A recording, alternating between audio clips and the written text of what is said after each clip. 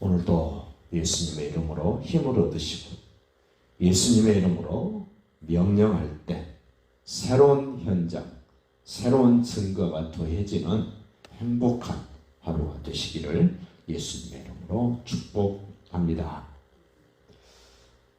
하나님의 기업, 하나님이 그 집안, 그 종족에게 주신 기업, 물론 땅 얘기도 됩니다.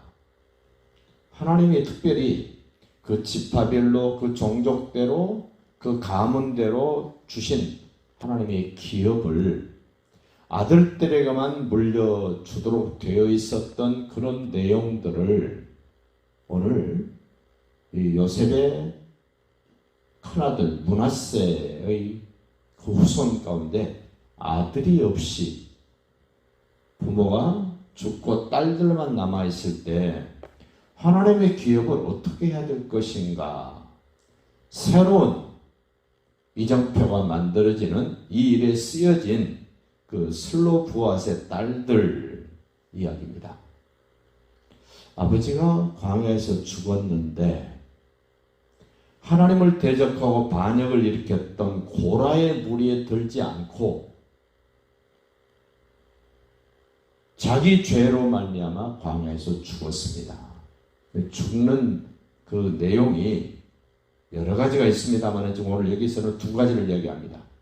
하나님의 뜻을 거역하고 하나님을 대적하여 반역을 일으켜서 죽은 고라의 무리가 있는가 하면, 하나님을 신뢰하지 못하고 가나안 땅을 하나님이 주시겠다 그랬음에도 불구하고 자기들이 보고 온 내용을 가지고 탄식하며, 하나님, 우리와 우리 자녀들 다 가나안 땅에 살고 있는 그 키가 짱대 같은 그들에게 다 우리는 죽을 수밖에 없는 그런 존재들입니다라고 하나님의 말씀을 무시했던, 그 총체적으로 민족적으로 하나님을 신뢰하지 못해서 그 죄로 말미암아 죽어나갔던 많은 이스라엘 백성들, 오늘 슬로브앗의 딸들은 자기 아버지가 반역에서 죽은 것이 아니고 그렇게 보편적으로 하나님을 신뢰하지 못해서 죄로 죽었다라고 지금 이야기를 하면서 이야기를 합니다. 그 3절 보십시오.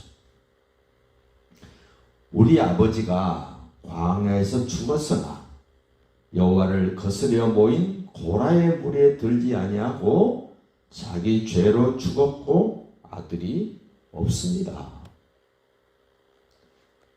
죽는 것도 어떻게 죽느냐가 굉장히 중요하다는 사실을 지금 우리에게 밝혀주고 있고, 아들이 없이 딸만 낳고 죽은 그 부모님, 그 집안에 내려온 하나님이신 기업은 어떻게 해야 됩니까? 4절 보십시오. 어찌하여 아들이 없다고, 지금까지는 아들이 없으면 그 기업이 하나님이 주셨을지라도 없어져 버린 거였어요. 그런데 이제는 다르다는 겁니다. 우리 아버지의 이름이 그의 종족 중에서 삭제되리까? 우리 아버지의 형제 중에서 우리에게 기업을 주소서 하며, 모세가 그 사연을 여호와께 아뢰입니다. 여호와께서 모세에게 말씀해 이르시되, 슬로브앗의 딸들의 말이 옳다. 히브리 사람들에게 여자는 사람 숫자 세는데도 포함되지 않을 만큼 터부시됐던 그런 존재였습니다마는, 이 슬로브앗의 딸들의 말을 통해서 새로운 전기가 만들어집니다. 새로운 규례가, 규범이, 원칙이 만들어집니다. 이런 걸 볼 때 하나님은 여자라 그래서 무시되거나 여자라 그래서 함부로 하면 안 된다라는 것을 확실하게 지금 말씀을 하십니다. 8절 보십시오. 너는, 하나님께 모세가 하신 얘기입니다. 모세, 너는 이스라엘 자손에게 말하여 이르기를, 사람이 죽고 아들이 없으면 그의 기업을 그의 딸에게 연결해줘라, 물려줘라. 지금까지는 딸들에게 주지 않았습니다. 그런데 이제부터는 아들과 똑같이 딸들에게도 그 조상들, 그 부모의 기업을 물려주도록 해라.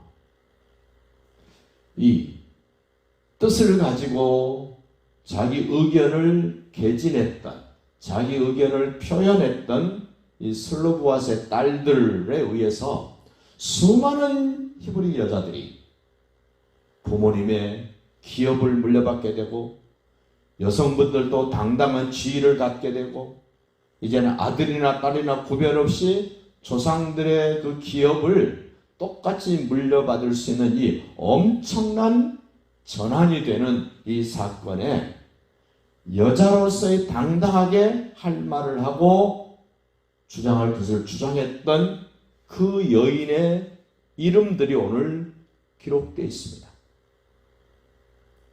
그 1절 보십시오.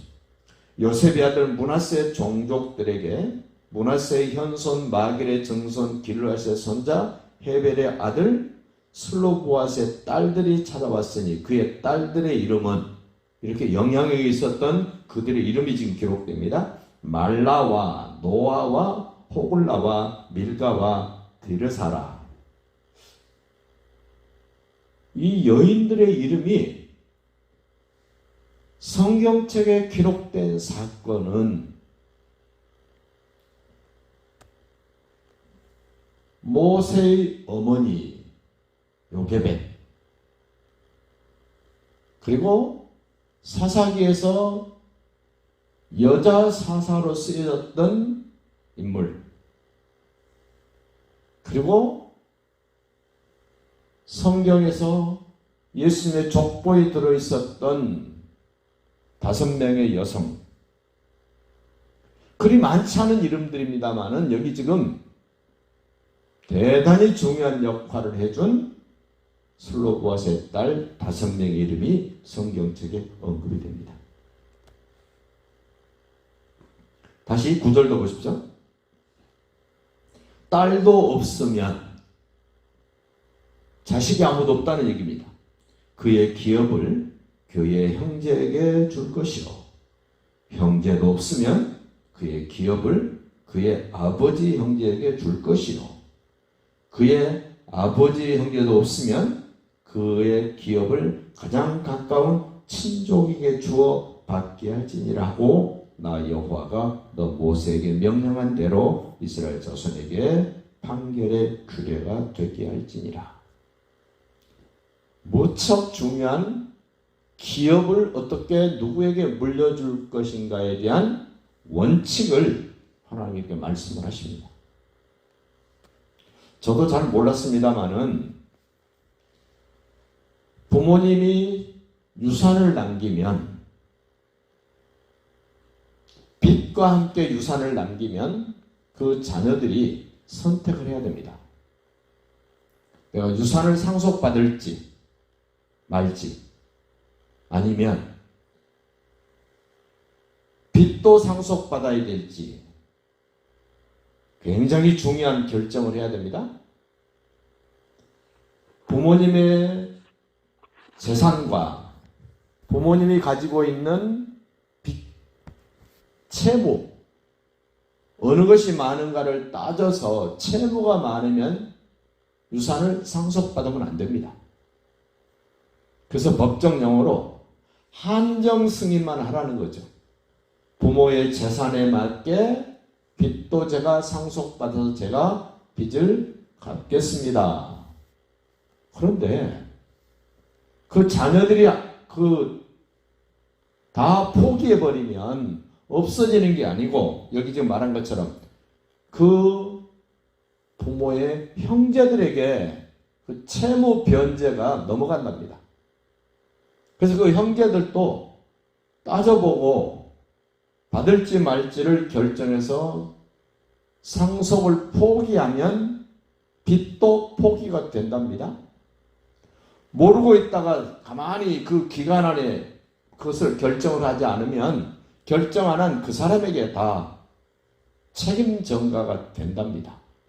오늘 이 슬로보아스의 딸들이 와서 우리 아버지는 반역하지도 않고 그냥 죄로 죽었는데 하나님이 주신 기업을 아들이 없다고 딸들에게 안 주면 이거 안 되는 거 아닙니까? 하고 했을 때 지금 말씀드린 우리가 지금 살고 있는 대한민국에도 이러한 법이 여전히 지금 살아있고 진행된다는 겁니다. 하나님의 말씀은 옛날만 필요한 것이 아니라 지금도 우리가 살아있는 현장에도 여전히 그 말씀이 그대로 효력이 있고 지금 각 나라의 가장 기본적인 법이 이런 성경을 바탕으로 해서 진행되고 있다는 사실을 생각하면서 예수님은 어제나 오늘이나 영원토록 동일하신 왕이신 예수님, 오늘도 그 주님 안에서 승리하시고 행복하시기를 예수님의 이름으로 축복합니다.